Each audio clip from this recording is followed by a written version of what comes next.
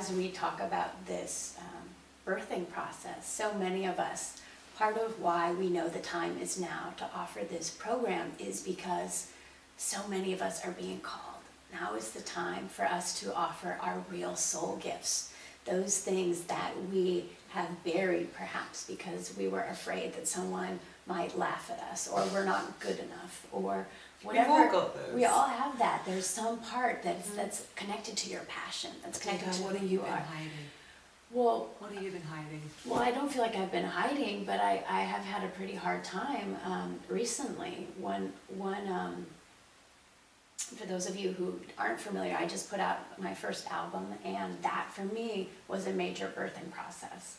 And it was one thing for me to put the album out where you can have a really polished version of the album.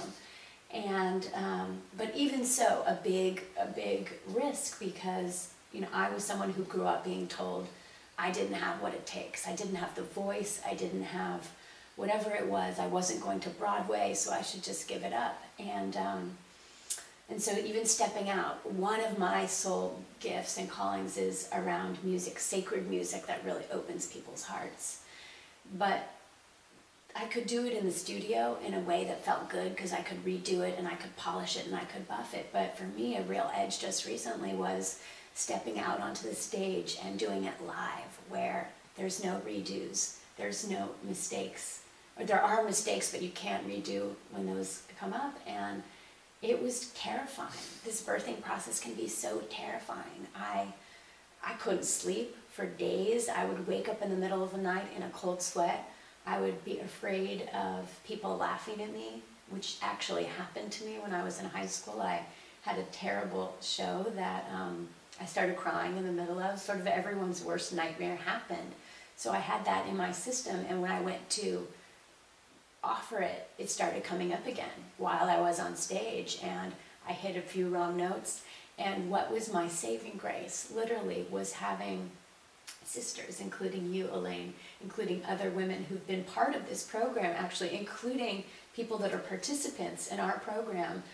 There's a co-creation and a support where we're all equal in the heart. And I was being held, and I was being adorned, from getting ready for the show, backstage, having sisters that were helping me put on my eye makeup, to doing vocal warm-up exercises, to when I started feeling like, wow, I'm really losing it here, to have those cheerleaders, that support, those people, to see my bigness, the possibility of who I'm becoming, even more than I see it. And to have that is something that is invaluable, because all of us have a dream and a gift, and it's really hard to bring it into the world. We need mentors, we need support, we need people who have both the skills and the talent and the love to hold us through a birthing process. And we couldn't be doing this for other people if we weren't willing to be doing this for ourselves. And so we're continuing to take risks and grow and dive in.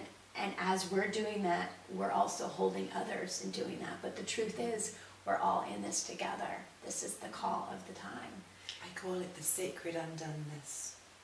Yeah. The sacred undone-ness. And this beautiful ravage of perfectionism that we as women particularly think somehow I have it we need strongly. She has it real strongly in one area. I have it real strongly in another area. And so we are great mirrors for one another. And the truth is that my learning through witnessing you, Devaa, in this recent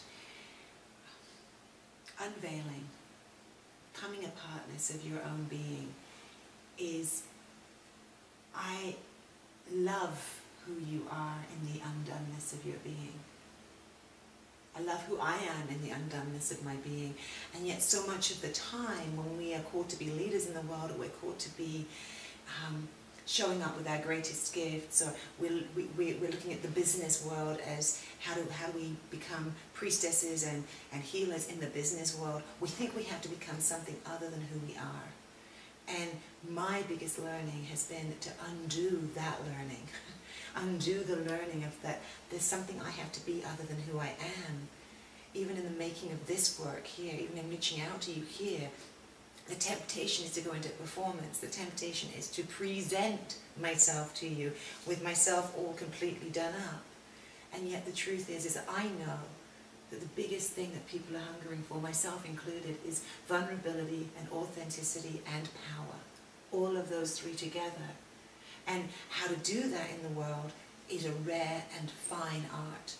Because truly, I know how scary it is to show up and bring myself. I learned how to perform. You learned how to perform, right? We became good performers. I was great at it. I can work a room like nobody's business. I can get you laughing, I can get you playing, and there's nothing wrong with that. But the truth is if I don't have the counterpoint to that, then that's all it becomes. It just becomes a pretty show. And I don't want to make pretty shows anymore. I actually want real contact. That's what feeds my heart. Right? Transformation of that is what feeds my heart, and what I see when I go into the world as to what is healing is when I'm willing to show up and say, this is who I am in this moment.